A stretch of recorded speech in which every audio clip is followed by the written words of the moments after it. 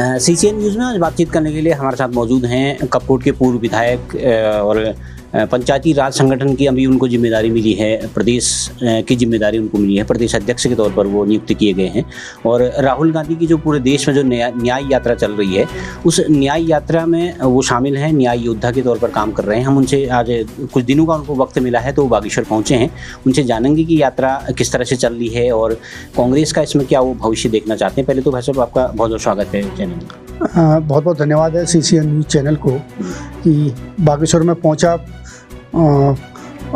अपना पंचायती राज संगठन का प्रदेश की जिम्मेदारी भी मिली थी और इस समय भारत जोड़ो न्याय यात्रा में 4-5 दिन का ब्रेक था तो घर में आया था और आपने मुझको अपने न्यूज़ चैनल में यहाँ पर बुलाया तो मैं बहुत बहुत धन्यवाद देना चाहता हूँ आपको। और जो भी ज्वलंत मुद्दे हैं आपके माध्यम से उसका समाधान करने की हम लोग कोशिश करेंगे। भाई साहब, आप भारत जोड़ो न्याय यात्रा में, राहुल गांधी की यात्रा में आप शामिल हैं, बिल्कुल उनके साथ कंधे से कंधे मिलाकर आप चल रहे हैं, तो किस तरह का रिस्पॉन्स आपने देखा जो ये पूर्वोत्तर राज्यों से स्टार्ट हुई है, अभी यूपी पहुँची है? बहुत अच्छा रिस्पॉन्स मिला क्योंकि आज़ादी के बाद शायद ये ऐसी यात्रा राहुल गांधी जी ने करी जो इतिहास के पन्नों में आज भी दर्ज है। और शायद गांधी के उस दौर में अगर हम पैदा हुए होते तो हम गांधी की उस दांडी यात्रा में भी सम्मिलित होते। आज हमको सौभाग्य मिला कि आज़ादी के बाद इतनी बड़ी ऐतिहासिक यात्रा जिसको सौभाग्य मिला और उसमें हम कन्याकुमारी से लेकर कश्मीर तक पैदल चले 3500 किलोमीटर के लगभग। और उसी प्रकार से पहली यात्रा में उसी प्रकार से भारत जोड़ो न्याय यात्रा का जो सेकेंड टर्म चला मणिपुर से लेके मुंबई तक, उसमें भी मुझको सौभाग्य मिला कि उत्तराखंड से न्याय योद्धा के तौर पर मुझको भागीदारी करने का मौका मिला। और मैं सौभाग्यशाली हूँ कि कांग्रेस के 138वें वर्ष में जब ये यात्रा प्रारंभ हो रही है, इतिहास के पन्नों में कहीं ना कहीं हम लोग दर्ज हैं और हम चाहेंगे कि बहुत अच्छी यात्राएं हमको देखने को मिली है। और जिस प्रकार से मणिपुर से लेके नागालैंड में, आसाम में, मिज़ोरम में और दूसरे हमारे जो राज्य थे आपके बिहार में, झारखंड में, छत्तीसगढ़ में, उड़ीसा में और आगे उत्तर प्रदेश में बहुत अच्छा रिस्पॉन्स इस भारत जोड़ो न्याय यात्रा को, राहुल जी की यात्रा को मिल रहा है। और युवा जो आज भटकाव की स्थिति में थे वो युवा अपनी बात को रखने के लिए राहुल गांधी जी के सामने आ रहा है। और उत्तर प्रदेश का तो उदाहरण है कि 68,000 पदों की जो ARO की भर्ती थी उसमें तत्काल निरस्त कर दी थी, पेपर लीक हो गया था और राहुल गांधी जी के सामने लोगों ने बात उठाई थी। और राहुल गांधी जी ने देश के सोशल मीडिया, यूट्यूब चैनल और दूसरे प्रिंट मीडियाओं के माध्यम से बात उठाई तो तत्काल सरकार को एक्शन लेना पड़ा और तत्काल वो जो परीक्षा थी वो निरस्त करी गई क्योंकि पेपर लीक का मामला बहुत बड़ा था। तो ऐसे बहुत सारे घोटाले लगातार जो जनता के हित में है उनको राहुल गांधी जी आवाज़ बनकर उठा रहे हैं और उसका समाधान करने की पूरी कोशिश कर रहे हैं। और कांग्रेस कह भी रही है कि भाई जो बेरोजगार है, जो अग्निवीर है, उनकी बात को हर पटल पर रखने की जो कोशिश राहुल गांधी जी ने करी है, निश्चित तौर पर उसका परिणाम है कि आज युवा एक बार फिर कांग्रेस की ओर देख रहा है। जी भाई साहब, आप उत्तराखंड से संभवतः शायद आप एक पहले ऐसे पूर्व विधायक हैं या कार्यकर्ता हैं कांग्रेस के जो इस यात्रा में शामिल हो रहे हैं, लेकिन एक लोगों में बात ये भी उठती है कि ये यात्रा उत्तराखंड को कनेक्ट नहीं कर रही है। तो आपके माध्यम से आप किन मुद्दों को वहाँ पर उठा रहे हैं राहुल गांधी जी के सामने और देश के सामने, किन मुद्दों को, उत्तराखंड के जो ज्वलंत मुद्दे? नहीं, उत्तराखंड के मुद्दों को अभी मेरे कपकोट के ही जो भूपेंद्र कोरंगा थे, अपना शैलेंद्र दानू था, वो भी मुरादाबाद में पहुंचे थे और उन्होंने यहाँ के जो जन मुद्दे थे जिन पर सरकार को लगातार दबाव बना रहे, कांग्रेस पार्टी के माध्यम से दबाव बनाया जा रहा है, चाहे अंकिता भंडारी हत्याकांड हो, चाहे दूसरे पेपर लीक के मामले हो, उत्तराखंड SSS का मामला है, UK SSS का मामला है, ये जो ऐसे मुद्दे थे जिन पर सरकार को हम लोग लगातार सड़क से लेकर सदन तक लगातार दबाव बना रहे हैं, CBI जांच की मांग कर रहे हैं, उनको हमने राहुल गांधी जी के सम्मुख हमारे युवा भाइयों रखी। और मुझको बहुत अच्छी खुशी होती कि भाई राहुल गांधी जी ने उनकी बात को सुना और social media, electronic print media के माध्यम से उनको देखा भी हम लोगों ने किस प्रकार से उन्होंने अपनी बात को दमदार तरीके से राहुल गांधी जी तक पहुँचाया। और राहुल गांधी जी ने उनको एश्योर भी किया कि हम उत्तराखंड में जब कभी भी आएंगे तो बेरोजगारों के बीच में बैठकर उनकी भावनाओं का पूरा सम्मान करेंगे। तो उत्तराखंड में 5 सीटें हैं तो लोकसभा की, तो यहाँ ना आने की वजह क्या, एक कुछ सीटों को कनेक्ट कर सकते थे जो तराई से जुड़े हुए थे? कनेक्ट हो सकती थी, लेकिन समय कम था, क्योंकि संभवतः 10-15 मार्च के बाद चुनाव आचार संहिता की घोषणा हो सकती है, जिसकी वजह से लगता है कि भाई उत्तराखंड को कहीं उसमें जोड़ा नहीं गया।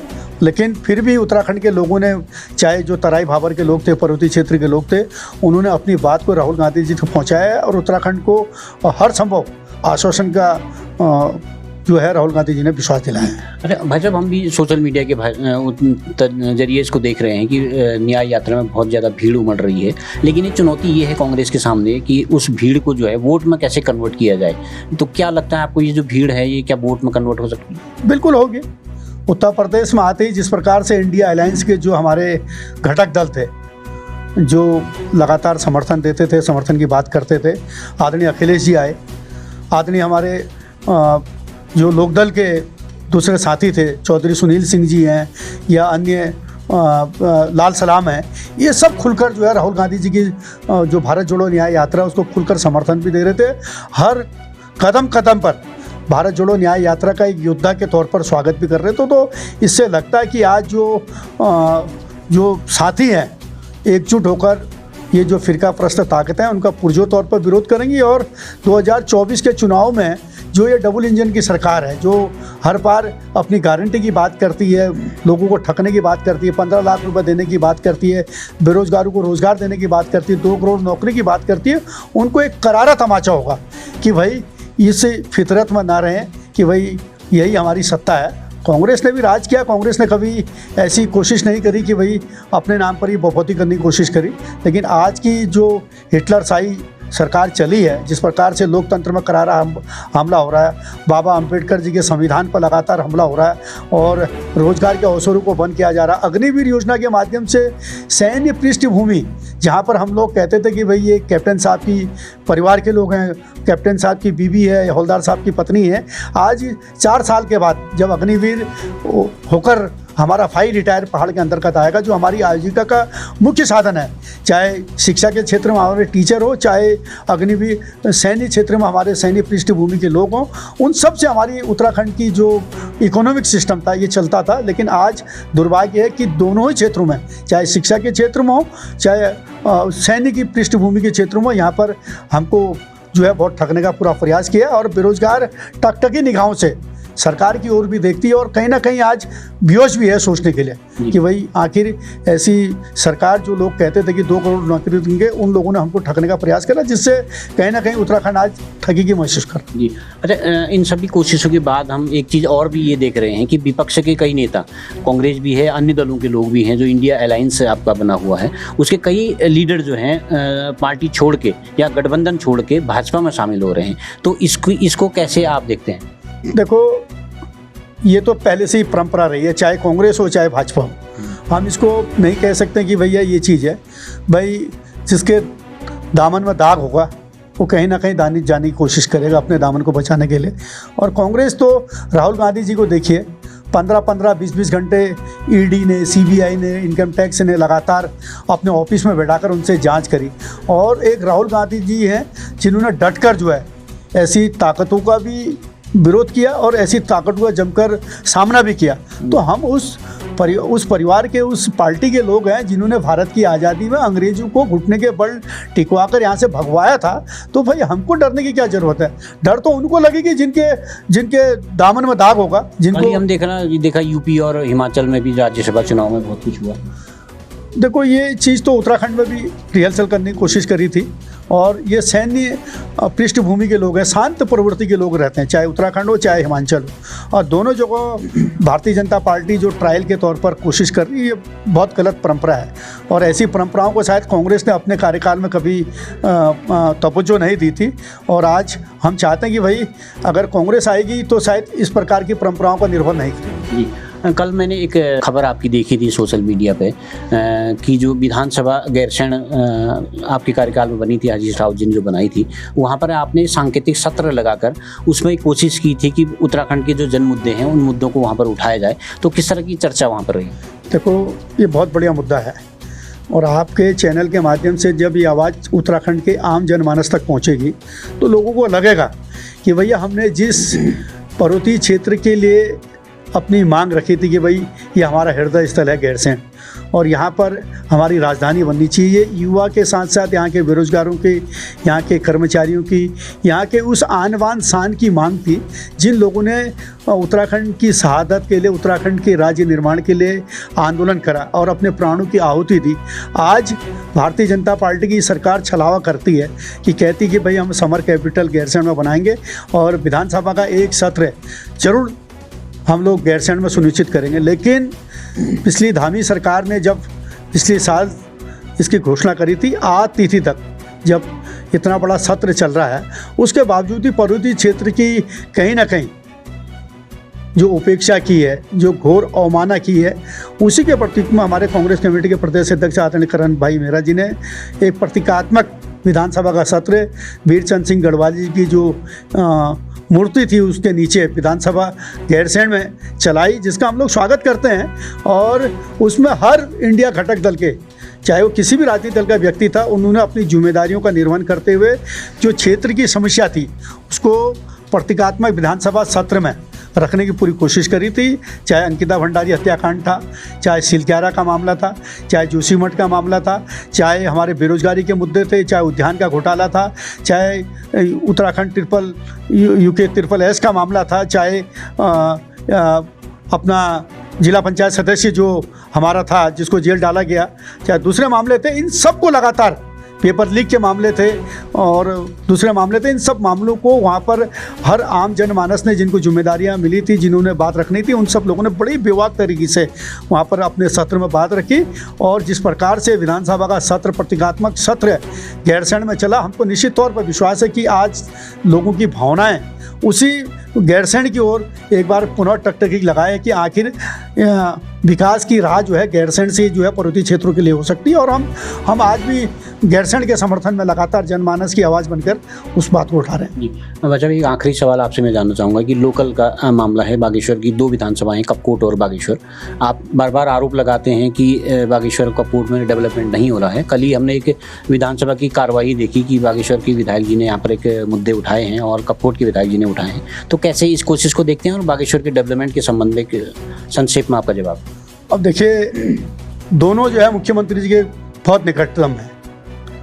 अगर निकटतम लोगों को भी सरकार में, विधानसभा में प्रश्न लगाना पड़ रहा है तो इससे बड़ी उपेक्षा जनपद बागेश्वर की क्या हो सकती है। माननीय हमारे छोटे भाई सुरेश गड़िया जी माननीय मुख्यमंत्री जी के बहुत खासम खास हैं। अगर चाहें तो राती को 1913 में बना हुआ जो ब्रिटिश कालीन सरयू पुल है, जो झूला पुल है, उस पुल को खोलने में कोई कोर कसर नहीं कर सकते हैं। लेकिन क्या है, ढाक के 3 पात। जिला प्रशासन को कोई मतलब नहीं है। कई मरतबा हम लोग व्यापार संघ के साथ जो है जिला प्रशासन को अवगत करा चुके हैं और उसके बावजूद भी आज जांच होगी, आज इसका सर्वे होगा, कल दूसरे काम होंगे, जिसकी वजह से ये लगातार आम व्यापार में भी प्रभावित हो रहा। और सबसे बड़ी बात है कि बागेश्वर जैसा जो हमारा कूली बेकार आंदोलन का एक प्रमुख केंद्र बिंदु रहा, जिसको हम कहते हैं कि भाई बद्रीदत्त पांडे जी कूली बेकार आंदोलन के प्रेरणास्रोत रहे। यहाँ पर ऐसे लोगों ने कूली बेकार आंदोलन का विरोध करा। बागेश्वर में मेरी समझ में ये नहीं आ पा रहा कि भाई जो हमारी आस्था से जुड़ा है सरयू गोमती का संगम, जहाँ हम लोग अपने जो हमारे पुरखे होते हैं, जिनको हम चाहते कि भी यहाँ से स्वर्ग की प्राप्ति हो, जब वो उस बैतरणी को पार करने के लिए इसी सरयू से झूला पुल से जाते थे, आज जिला प्रशासन ने उस मुर्दे को ले जाने वाली रास्ते को भी बंद कर दिया। तो इससे बड़ा और बागेश्वर के लिए क्या हम विश्वास कर सकते कि भी जिला प्रशासन और सरकार काम करती होगी। आज लोगों को मुर्दे का रास्ता भी बदल दिया है। जो परंपरागत रास्ता था, जो परंपरागत रास्ते से हम लोग बागनाथ जी को प्रणाम करके सरयू गंगा को जाते थे, आज सीधे सरयू को जो है जाना पड़ रहा है, बेहोश होकर जाना पड़ रहा है। रो के लोग जा रहे हैं, लोगों को रास्ते का पता नहीं लग रहा। उसके बाद मुर्दा वापस जाके दूसरे पुल से जो है सरयू के घाट को जा रहा है, संगम पर जा रहा है। लेकिन फिर भी प्रशासन सोया पड़ा है। तो भैया क्या है, सैया भैया कोतवाल तो भी डर काहे का। भाई मुख्यमंत्री का बर्दाश्त है, मुख्यमंत्री को कोई मतलब नहीं है। अगर चाहते तो माननीय मुख्यमंत्री जी इतनी बार बागेश्वर आ चुके हैं, यहाँ पर महिलाओं का इतना बड़ा कार्यक्रम यहाँ पर कर दिया गया है, बहुत सारी बातें यहाँ पर कर दी गई। उसके बावजूद भी जब हमारे क्षेत्र की इतनी एक छोटी सी समस्या जिसको बहुत सारे जिलाधिकारी हो या बहुत सारे प्रशासन के लोग हो, चुटकियों में समाधान कर सकते थे, लेकिन ना क्षेत्रीय विधायक इंटरेस्ट ले रहे हैं, ना हमारे मुख्यमंत्री के खासम खास रहनुमा जो है उसमें इंटरेस्ट ले रहे हैं, जिसकी वजह से हमको तो परेशानी हो ही रही है। जो हमारे मुर्दे जो 100 बागनाथ मंदिर से होते हुए नीचे सरयू घाट को जाते हैं, उनको भी परेशानी का सामना करना पड़ रहा, जो बहुत बड़ा विषय है। और हम चाहते हैं कि प्रशासन इसमें दखल दे और तत्काल इसको खोले। ठीक, धन्यवाद भाई साहब, हमसे बातचीत करने के लिए आपने वक्त निकाला, इसके लिए बहुत बहुत धन्यवाद। बहुत बहुत धन्यवाद है न्यूज़ चैनल का। और मैं तो नए साल में भी लोगों के बीच में बधाई नहीं दे पाया, और मैं चाहता हूं कि आपके CCN न्यूज़ चैनल के माध्यम से मैं पूरे जनपद बागेश्वर की आम जनता को, जिनका प्यार, जिनका स्नेह लगातार मुझको मिलता रहा, हर वक्त आपके आशीर्वाद से, आपकी दुआओं से मैं एक मजबूत ताकत के साथ उभरा हूँ। मैं चाहता हूँ कि आपको नमन करूँ, प्रणाम करूँ, और यही एक माध्यम है कि आप ही के माध्यम से मैं जनता के बीच में अपनी आवाज़ को, अपनी फिजा को मैं बता सकता हूँ। बहुत बहुत धन्यवाद। Thank you sir. तो ये थे कपकोट के पूर्व विधायक ललित फरसवाणी, जो अभी राहुल गांधी जी के जो न्याय भारत जोड़ो न्याय यात्रा है उसमें शामिल होकर आए हैं, और अभी कुछ दिनों का ब्रेक उसमें यात्रा में है। तो उन्होंने कई मुद्दों पर खुल के बातचीत की है। प्रदेश सरकार और केंद्र सरकार दोनों पर उन्होंने निशाना साधा है। उनका स्पष्ट मानना है कि जो न्याय यात्रा है उसमें जो भीड़ उमड़ रही है उसको वोट में तब्दील करते हुए 2024 में निश्चित तौर पर उनका मानना है कि सत्ता का परिवर्तन होगा और कांग्रेस दोबारा सत्ता में वापस आएगी। CCN न्यूज़ के लिए मैं सुरेश पांडे।